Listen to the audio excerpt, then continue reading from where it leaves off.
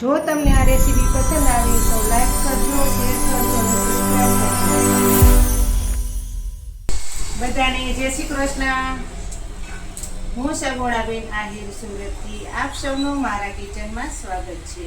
આજે આપણે બનાવીશું ચોખાના લોટની પાપડીની રેસીપી. જે પાપડી તમે મહિનાઓ સુધી બનાવીને ખાઈ શકો અથવા તો નાની મોટી જ્યારે ભૂખ લાગે ત્યારે પણ ફટાફટ ચાને અને પાપડી ખાઈ શકો. તો ચાલો પાપડી બનાવવાની શરૂઆત કરીએ. અને હા, શરૂઆત કરતા પહેલા તમે હજુ સુધી મારી ચેનલને સબસ્ક્રાઇબ ન કરી હોય તો ભૂલ્યા વગર સબસ્ક્રાઇબ કરી નાખજો, જેથી કરીને તમે પણ નવી નવી રેસીપીઓ જોઈ શકો. તો ચાલો પાપડી બનાવવાની સ્ટાર્ટ કરીએ. આપણે ચટપટી ચોખાના લોટની પાપડી તૈયાર કરવાની છે. તો તેના માટે મેં અહીં 1 કિલો ચોખાનો ઝીણો લોટ લીધેલો છે. પાપડીમાં નાખવા માટે અહીં મેં મગની ફોતરા વગરની દાળ અને મૈસૂરની દાળ લીધેલી છે. તે મેં 2 કલાક પહેલાં પલાળી દીધેલી હતી. તે હવે સરસ રીતે પલળી ગઈ છે. આ દાળની જગ્યાએ તમારે ચણાની દાળનો ઉપયોગ કરવો હોય તો પણ તમે કરી શકો છો. 1 ચમચી પીઝાનો મસાલો લીધેલો છે. આ પીઝાના મસાલાની જગ્યાએ તમારે ચીલી ફ્લેક્સનો ઉપયોગ કરવો હોય તો પણ તમે કરી શકો છો. 2 ચમચી આખું જીરું લીધેલું છે. તીખા મરચાંની પેસ્ટ તૈયાર કરેલી છે. તમે જો બાળકો માટે બનાવતા હોય તો તમે સ્કીપ કરી શકો છો. લસણની પેસ્ટ લીધેલી છે. 50 ગ્રામ અહીં મેં બટર લીધેલું છે. બટરની જગ્યાએ ગરમ તેલનો ઉપયોગ કરવો હોય તો પણ તમે કરી શકો. 2 ચમચી નમક લીધેલું છે અને કાળા તલ લીધેલા છે. સૌ પ્રથમ તો પહેલાં આપણે લોટ બાંધી લેશું. આ ચોખાનો લોટ મેં પહેલેથી ચારી લીધેલો છે. તે કાથરોટમાં નાખી દેશું. હવે આ લોટમાં આપણે બાકીની સામગ્રી ઉમેરશું. પહેલાં આપણે 50 ગ્રામ જે બટર લીધેલું છે તેનાથી આપણે લોટમાં મોણ દઈ દઈએ. બટરની જગ્યાએ તમારે જો ગરમ તેલનો ઉપયોગ કરવો હોય તો પણ તમે કરી શકો. હવે આ બંને વસ્તુને સરસ મિક્સિંગ કરી લેશું.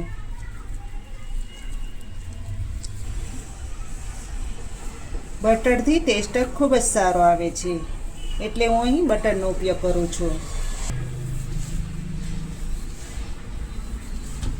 આ રીતે બંને હાથ વડે સરસ રીતે મોણ દઈ દેવાનું, જેથી કરીને બધા લોટમાં સરસ મોણ દેવાઈ જાય.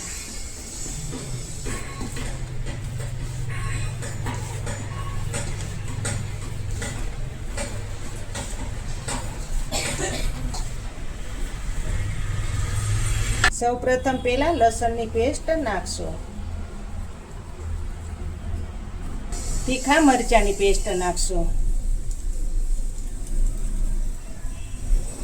2 ચમચી આખું જીરું નાખી દેશો. સ્વાદ પ્રમાણે નમક નાખી દેશો. 1 ચમચી પીઝાનો મસાલો નાખશો. 5 ચમચી જેટલા કાળા તલ નાખશો. કાળા તલની જગ્યાએ તમારે સફેદ તલનો ઉપયોગ કરવો હોય તો પણ તમે કરી શકો. હવે બધું બરાબર મિક્સિંગ કરી લેશું. આપણે આ લોટ ગરમ પાણીમાં બાંધવાનો છે.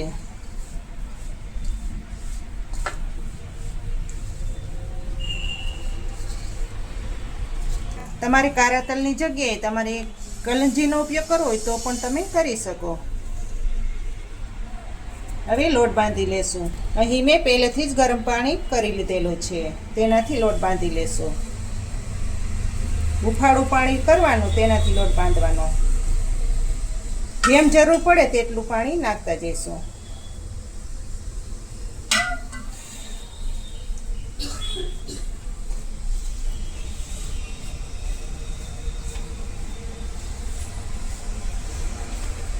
એકસાથે બધું પાણી નહીં નાખીએ, જેમ જરૂર પડે તેમ જ પાણીનો ઉપયોગ કરવાનો.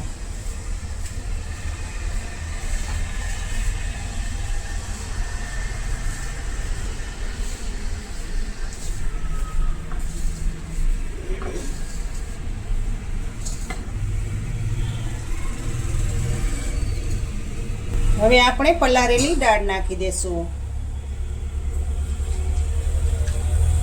અડધી ચમચી હળદર નાખશું.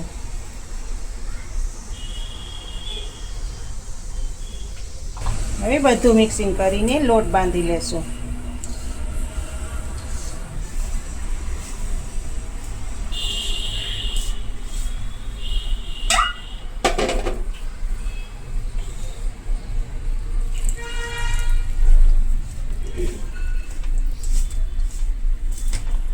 લોટને આપણે કઠણ નથી બાંધવાનો, નરમ બાંધવાનો છે.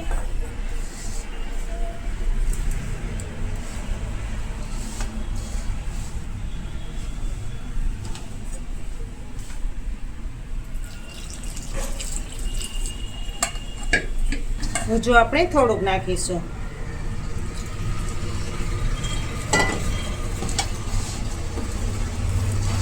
ચોખાનો લોટ છે એટલે પાણી વધારે જોઈએ. એમાંય આપણે લોટને નરમ રાખવાનો હોય. આ રીતનો લોટ બાંધવાનો, એકદમ નરમ, આંગળા ખૂતે તેવો. હવે પૂરી બનાવશું. હવે પાપડી બનાવવા માટે મેં અહીં કાગળ લીધેલો છે પ્લાસ્ટિકનો. તેમાં પહેલાં આપણે તેલ લગાવી દઈશું. આ રીતનું બ્રશ વડે તેલ લગાવી દેવાનું, જેથી કરીને પાપડી ચીપકે નહીં.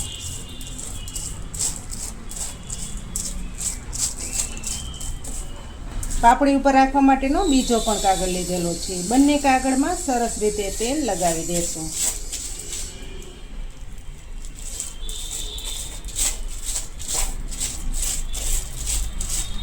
જેથી કરીને પાપડી આરામથી ઉખડી જાય.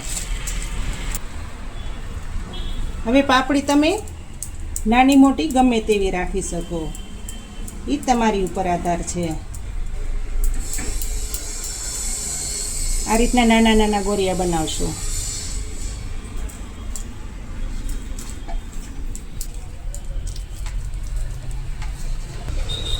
જેટલા પાટલી ઉપર આવે તેટલા રાખીશું.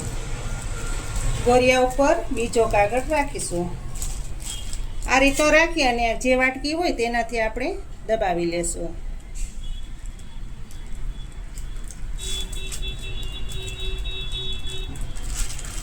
આ રીતે દબાવશો એટલે સરસ પાપડી તૈયાર થશે.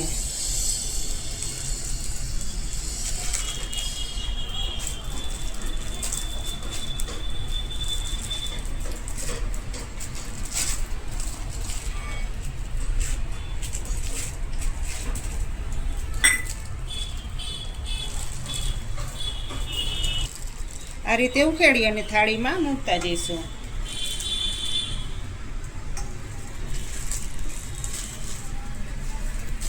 બધી પાપડી આ રીતની બનાવી લેશું. પાપડી હાઈ ક્લાસ બની ગઈ છે. તો હવે તળતા જઈશું. તેલને મેં પહેલેથી જ ગરમ કરવા મૂકી દીધેલું હતું. તો હવે સરસ ગરમ થઈ ગયું છે. તેલ ગરમ થઈ જાય પછી ગેસ ધીમો કરી નાખવાનો. બિલકુલ સ્લો ગેસ ઉપર જ આ પાપડીને તળવાની છે, તો જ એકદમ ક્રિસ્પી થશે.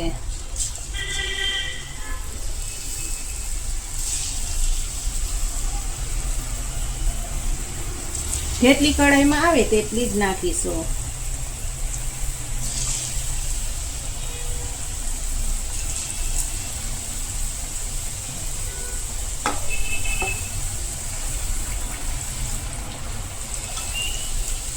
એટલું ખાસ યાદ રાખવાનું કે ગેસ હંમેશા ધીમો રાખવાનો.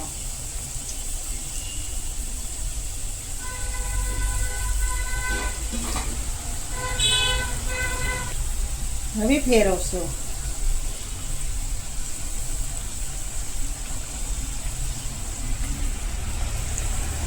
જો ફૂલ ગેસ ઉપર આપણે પાપડીને તળશું તો એકદમ લાલ થઈ જશે ને અંદરથી કાચી રહી જશે. એટલા માટે ધીમા ગેસ ઉપર જ પાપડીને તળવાની. એકદમ ક્રિસ્પી થશે અને ખાવાની તો બહુ જ મજા આવશે.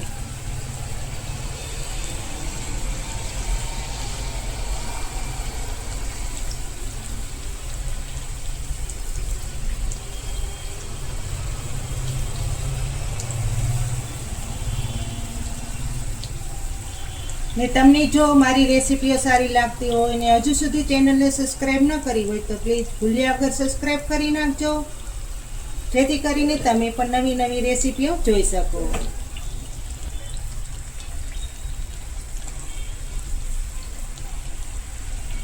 ગોલ્ડન બ્રાઉન કલર થાય ત્યાં સુધી તળવા દેવાની.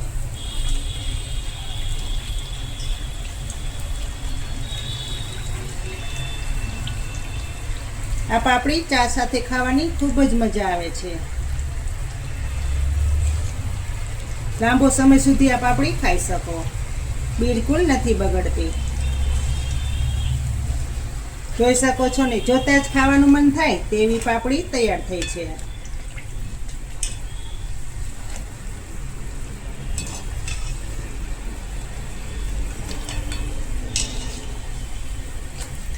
આ રીતનો અવાજ આવવો જોઈએ.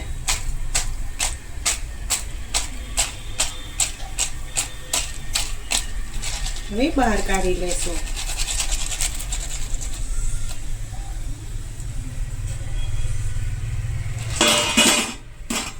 બધી પાપડી આપણે તળી લેશું. તો તૈયાર થઈ ગઈ છે ચોખાના લોટની પાપડી. તલ નાખ્યા છે એટલે દેખાવ પણ ખૂબ જ સારો આવે છે. તમે પણ ચોક્કસથી તમારા બાળકોને બનાવીને આપજો. બાળકોને ખાવાની ખૂબ જ મજા આવશે. ફરી મળીશું એક નવી રેસીપી લઈને. ત્યાં સુધી જય શ્રી કૃષ્ણ, જય માતાજી.